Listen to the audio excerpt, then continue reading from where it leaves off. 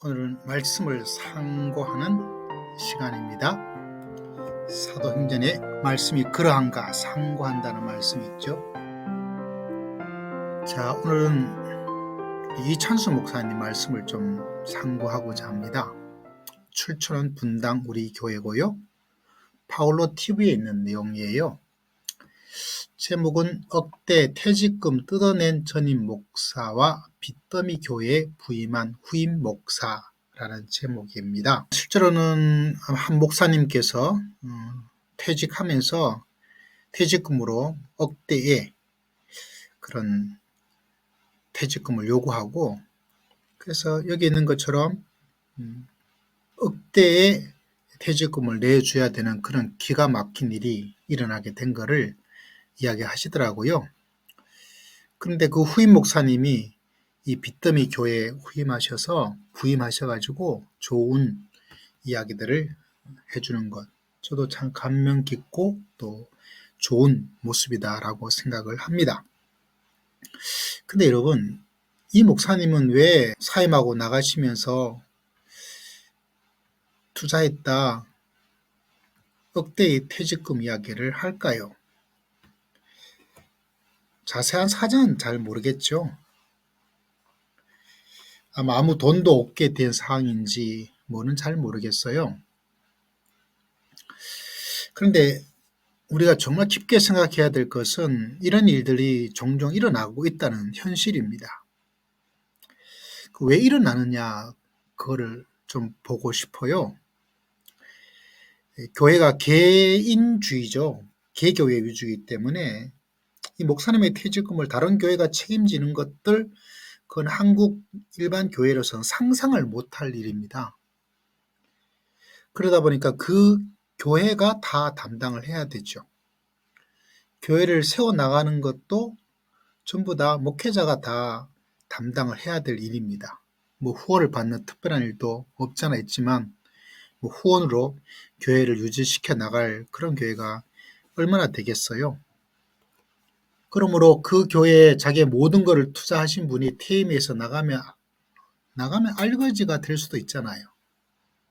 그렇다고 그 30명 밖에 되지 않는 그 교회에 억대의 퇴직금을 묻는 것도 그렇고, 다시 말하자면 이렇게 개인 문제로 개교회가 담당하는 것들로 한국 교회가 두게 되어지면 억대 퇴직금 뜯어내는 전임 목사는 계속해서 나올 거고요.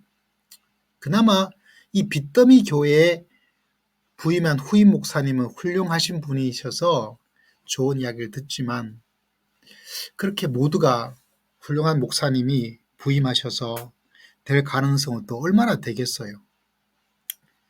다시 말하자면 개교회 문제를 개교회 목회자에 대한 퇴직금을 이렇게 두어서는 이런 안타까운 또 치탄받을 일들이 일어납니다.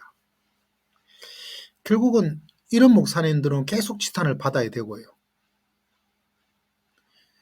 그러므로 야, 저런 교회는 저렇다, 우리 교회는 그렇지 않다 라고 해서 그런 교회와 안 그런 교회로 분열이 일어나게 되는 그런 일이 일어나게 되는 거죠. 이런 면에서 한국 교회는 좀 안타까워요. 저도 이찬수 목사님을 좋아하고 훌륭하다고 합니다. 그렇지만 대형 교회 목사님이 이렇게 한 목사님을 뭐라 그런 거는 조금 저는 자제를 했으면 좋겠어요. 왜냐하면 이렇게 개교회 목사님의 문제로 두는 한 이런 문제는 계속 일어나거든요. 천주교는 저희 같은 합동 보수에서는 제가 어릴 때는 2단으로, 또 한국교회에서는 2단으로 이렇게 이야기하고 있는데요. 제가 아는 작은 지식에 제가 몇 년 전에 무슨 일 때문에 연락할 일이 있었는데, 천주교에서는 각 성당이 거기도 헌금이 있을 거 아니겠어요. 그거를 전부 다 위로 올리더라고요. 성당이 아니라 서울대교구인가 각 지역 교구가 있잖아요. 그럼 그 교구에서 다시 재분배를 하더라고요. 여러분, 천주교 이단이라고 말하는데 왜 그 교회는 이렇게 억대 퇴직금을 뜯어낸 목회자가 나오지 않을까요? 빚더미 있는 성당은 왜 나오지 않을까요? 다시 말하자면 지금 같은 개교회 일로 계속 두는 한에 있어서는 이런 목회자는 계속 나오고 이런 교회는 계속 있을 수밖에 없어요. 그러므로 이 문제를 해결할 다른 대안을 마련해 주시는 게 더 바람직하고, 성도님들도 여러분 우리가 만인 제사장 말씀하고 있잖아요. 이런 일이 일어나지 않도록 그러면 우리는 어떻게 해야 될 것인가 라는 고민을 해야 돼요. 저 목사님 잘못돼서 어떻게 겨우 30명밖에 되지 않은 그 교회 억대를, 그것도 소송을 해가지고 이런 일이 일어나도록 만드는 거야 라고 그렇게로 끝난다면 여러분 안 되지 않을까요? 우리가 정말 해결책을 마련해야죠. 진짜 해결책. 그래서 이 작은 교회도 상처를 받지 않을 수 있는 어떤 걸 만들어야 되고요. 이 목사님도 자기가 이것저것 얼마를 투자했는지 모르겠지만 교회를 섬기기 위해서 본인도 이렇게 했잖아요. 그럼 뭐가 남아있겠어요? 아무것도 남아있는 게 없을 것 같아요. 잘 모르겠지만 이런 일들이 한국 교회에, 한국 성도들, 또 믿지 않은 사람들에게 이런 일이 일어나지 않도록, 그렇다고 모든 걸 다 교회를 위해서 희생하신 목사님에게 퇴직금 아무것도 받지 말고 달랑 1,000만 원 받고 나가세요. 나머지는 본인이 알아서 하십시오. 라고 말해야 될까요? 그러면 이 교회는 문제가 없겠지만 나간 그 목사님은 어떤 상황이 될까요? 나라에 수급받아야 되는 수급자로 전락을 해버린 겁니다.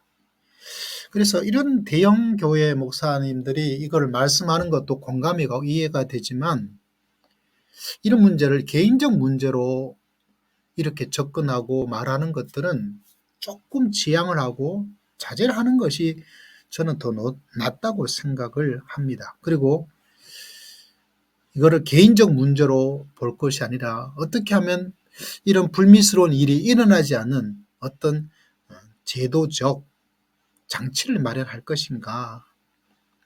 그거를 교회는 교회대로, 성도는 성도님대로 뭘 해야만 우리가 사회로부터 이런 지탄을 받을 수 있는 불미스러운 교회가, 한국 교회가, 우리나라 교회가 되지 않도록 할 것이 무엇인가 라는 것들을 조금 고민하고 나가는 게 훨씬 중요하지 않겠습니까? 이 나가신 목사님을 지지하는 것도 아니고요. 그렇다고 이 이야기를 하는 이찬수 목사님을 잘못이라고 말하고 있는 것도 아니고, 단지 이런 일들이 일어나지 않도록 하기 위해서 정말 우리가 고민해야 될 것은 이거는 좀 아니지 않겠는가라는 생각을 하게 됩니다. 어려움 가운데 있던 예루살렘 교회를 도와주었던 사도 바울의 이야기가 나오잖아요. 차라리 퇴직금 이만큼 없다면 도리어 돈 좀 많으신 교회와 돈 좀 많으신 성도님들이 이 빚 갚아주면 되잖아요. 그리고 이런 일이 일어나지 않도록 제도를 만드는 것, 퇴직해야 될 목사님들이 빚을 얻어서 퇴직해야 될 교회가 된다면 그 빚을 갚아주고 그 빚을 만들어지지 않도록 하는 역할을 해야 되는 것이 큰 교회가 해야 될 일이 아닐까라는 생각을 해보는 것이죠. 그런 면에서 서로 도와주고 서로 배려하고 사랑하고, 그래서 이런 엄청난 안타까운 일들이 일어나지 않도록 하는 교회, 그것이 우리가 큰 하나님의 교회, 한국교회라는 이름 속에 있는 교회의 모습이 아닐까라는 생각을 해보는 것입니다. 오늘은 하나님의 말씀을 상고하는 시간이었습니다. 뜨거운 여름에 모두가 건강하시기를 기도하고 또한 축복드립니다.